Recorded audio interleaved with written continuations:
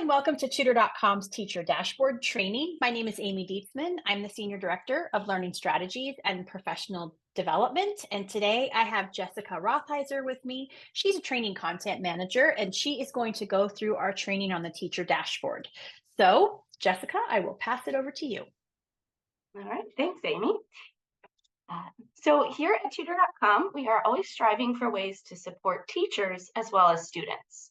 Ways that we can lighten a teacher's load or provide tools to help teachers save time while still supporting each of their individual students.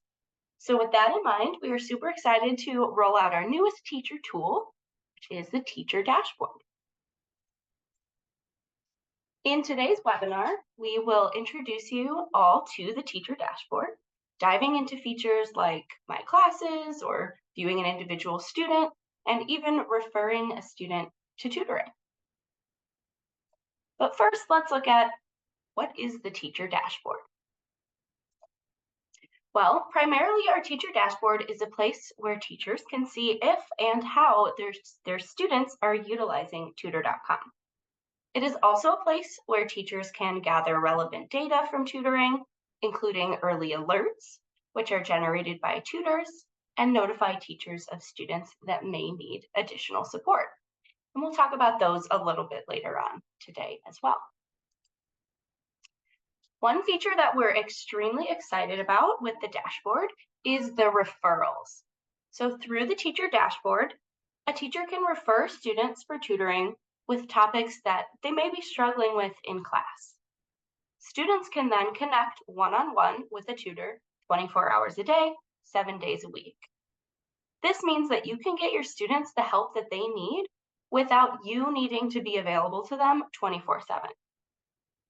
In a referral, you can include notes for both the student and the tutor, and even attach files like a worksheet or a rubric for a paper. This helps ensure that the student is getting the support that they need with no additional variables and without adding more onto your already very full teacher plate. So let's look a little bit deeper. On the Teacher Dashboard, you can view activity and data by class, or you can get more granular and look at individual students. So we'll start with classes and then filter down to individual students. So after logging into Tutor.com, you will be brought here to the My Classes page. From here, you can view each of your classes' activities, including which students have or haven't been using Tutor.com, and who tutors may have flagged as needing more support. You can toggle between your classes by simply clicking that drop-down menu next to Select a Class, and then selecting the class that you would like to view. Once you've selected your class, there are multiple ways that you can filter your class's data. First, you can place a check next to last 7 days to view only your class's most recent activity. You can also filter to show only students with 0 usage, students that have never signed on to Tutor.com, that have never done a tutoring session or dropped off an essay. And then you can easily view students with early alerts. So I've mentioned that a couple of times now. Let's actually look at what those are. So early alerts are flagged in 2 different ways. So we have content mastery and we have prerequisite knowledge. So for content mastery, a tutor may respond in the post-session survey that they felt that the student did not achieve understanding of the concept or increase their understanding of the concept during the session. And so they may flag a student for a lack of content mastery. They may also report in their post-session survey, the tutor that is, that the student came into the session lacking the required prior knowledge that they would need to solve the problem that they came in asking for help with. This means that the tutor spent the session needing to address that gap in prior knowledge before they would be able to help the student with their request. So both of these ways, these are tutor-generated early alerts. If you are familiar with Tutor.com, we do have 2 other early alerts that are system-generated. That's unusually long session and a high frequency of the same subject request.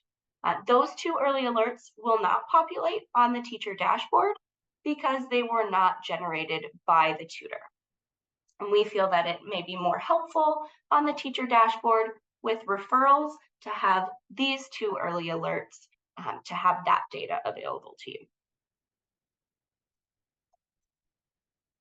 All right, so then you can also sort your class data back on the dashboard in multiple ways. So you can sort by first and last name. You can sort by number of referrals, and this is going to be displayed as a fraction, with the larger number representing how many sessions a student has been referred for, and the smaller number representing how many of those referred sessions they have completed. So for example, if you look at Randy Cruz, they have been referred for 8 sessions and completed just 1 of those sessions. And teachers are also able to sort by number of early alerts.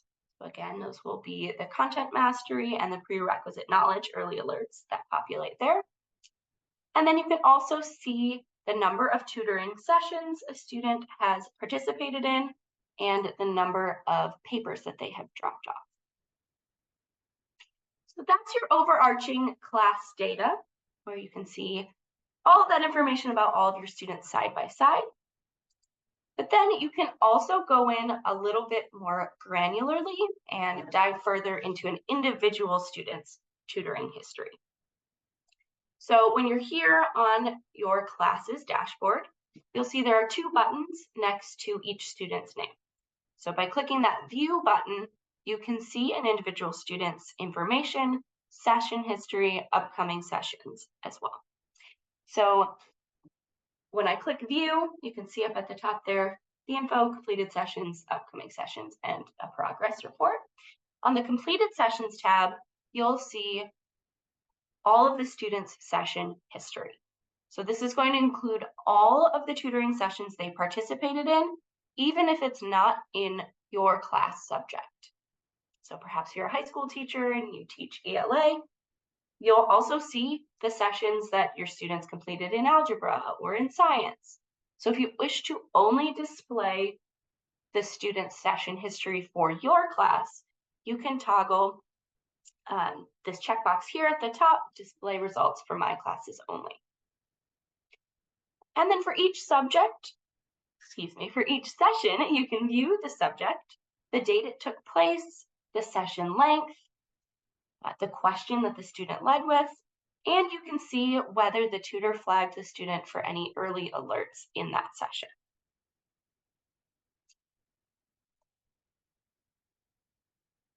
For further details about the session, you can read the transcript or view the session recording in real time.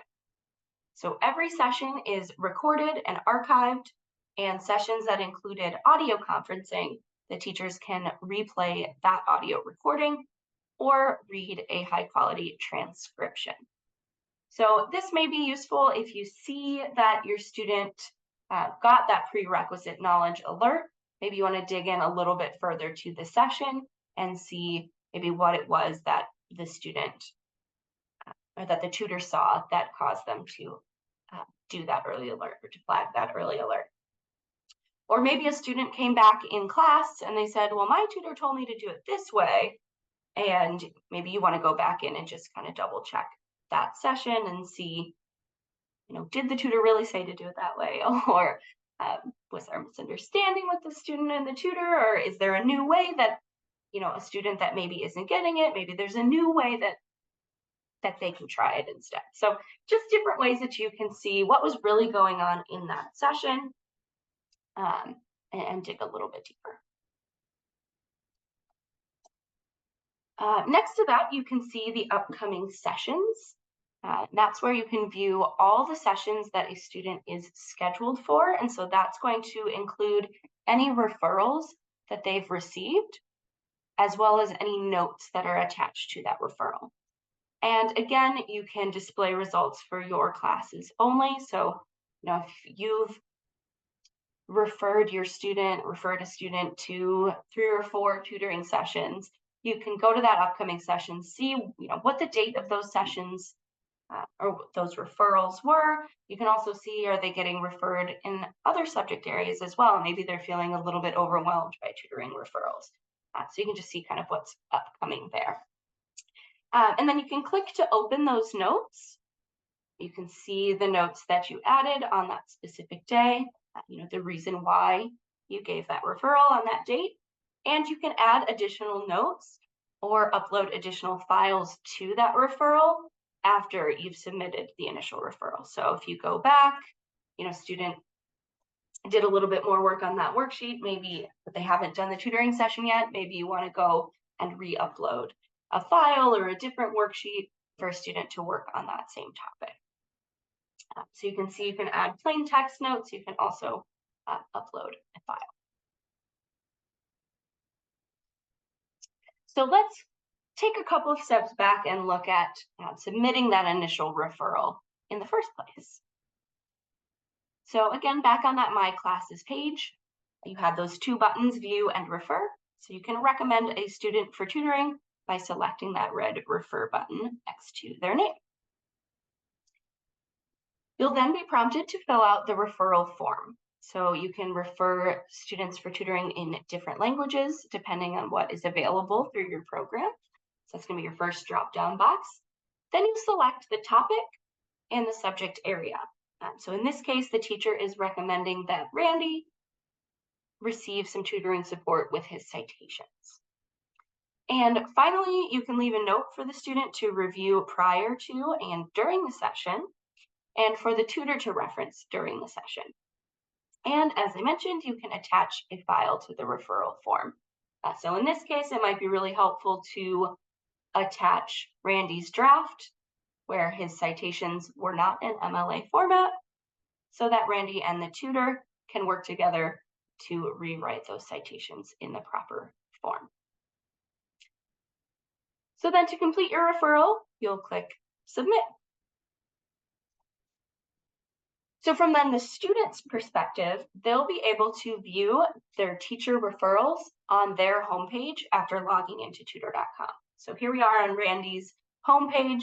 We can see that referral that we just gave him to rewrite his citations in MLA format. We can see the date that the referral was given. We can open to view the notes. And then when we are ready to get going, when Randy is ready to enter that session to complete that referral, he will click Connect Now to be automatically connected with a tutor. So again, we're really, really excited about this teacher dashboard, different ways for you as the teacher to see how your students are interacting with Tutor.com, see any early alerts or any notes that the tutor has from a session, and of course, refer students for additional tutoring support. And as I mentioned at the beginning, our tutors are available 24/7 so that you as the teacher don't have to be. So we can still get our students all of the help and support that they need. And we're hoping that the teacher dashboard will act as a way for the teachers and the tutors to kind of work together a little bit here. So with that, that is our teacher dashboard. If you have any questions, comments, concerns, you can email client support at tutor.com. That is awesome. Thank you. And also, if you have any questions right now for us, we can try to answer them. You can drop them in that little chat box. It probably says Q&A for you. If you can drop any questions you have in there, we'd be happy to try to answer those for you now. Or if you need some time to think about it, you're welcome to just send that email like Jess just noted at clientsupport@tutor.com. This is being recorded, and we are actually going to be uploading this to our YouTube page. So you'd be welcome to share this with anybody that you want to. And we will be sharing more information about that coming up in the next day or so. You should receive an email letting you know where you can find this information and access that recording. All right. Thank you so much for joining us and have a great day. Thanks, Jess. Thanks, everyone.